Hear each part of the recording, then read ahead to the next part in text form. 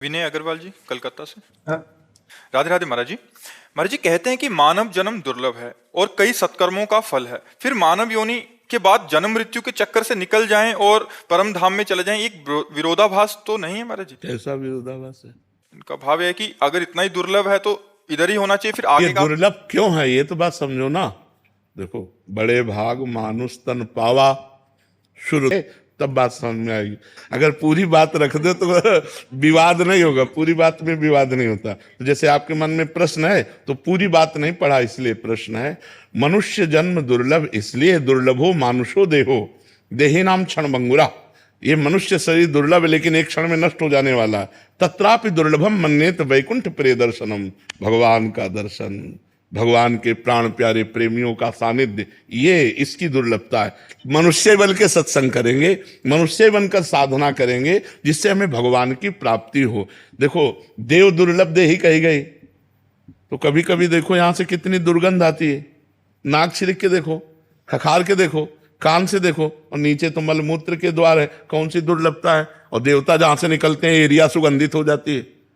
अगर देवता यहां से निकल जाए तो घंटों यहाँ का वातावरण सात्विक हो जाएगा, दैवी हो जाएगा, एकदम सात्विक। वहां की एक सुंदरी स्त्री यहां आ जाए तो बड़े बड़े ऋषि मुनियों के मन में क्षोभ पैदा हो जाए, अप्सरा। लेकिन कहा गया देव दुर्लभ किस बात के लिए? क्या इन भोगों के लिए देव दुर्लभ कहा गया? नहीं, देवता भजन नहीं कर सकते भगवान का, वो केवल अपने पुण्यों का भोग भोग सकते हैं। और हम भजन करके नारायण को प्राप्त हो सकते हैं, हम ब्रह्म स्वरूप हो सकते हैं। ब्रह्मविद ब्रह्म ही भवति, जो ब्रह्म को जान लेता है वो ब्रह्ममय हो जाता है, इसलिए दुर्लभ है। मनुष्य देह दुर्लभ है चूंकि इससे भगवत प्राप्ति होती है, इसलिए दुर्लभ है। अगर भगवत प्राप्ति नहीं तो गोस्वामी तुलसीदास जी लिख रहे हैं, जिन हरि भगति हृदय नहीं आनी, जीवित सब समान ते प्राणी। बोले जिनके हृदय में भगवान की भक्ति नहीं, अच्छे आचरण नहीं, परोपकार नहीं, ऐसे लोग मुर्दा टहल रहे हैं, जीते जी मुर्दे के समान अपवित्र हैं।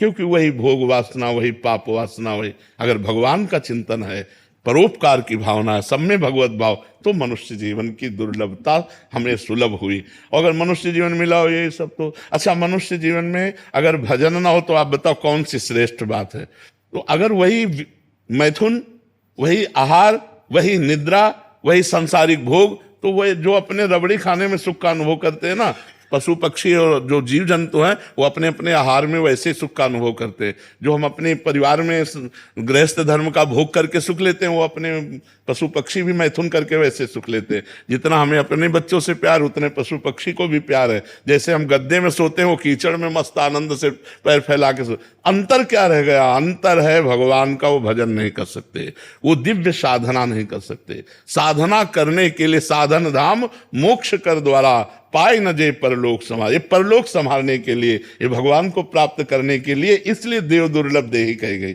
समझ पा रहे हो आप?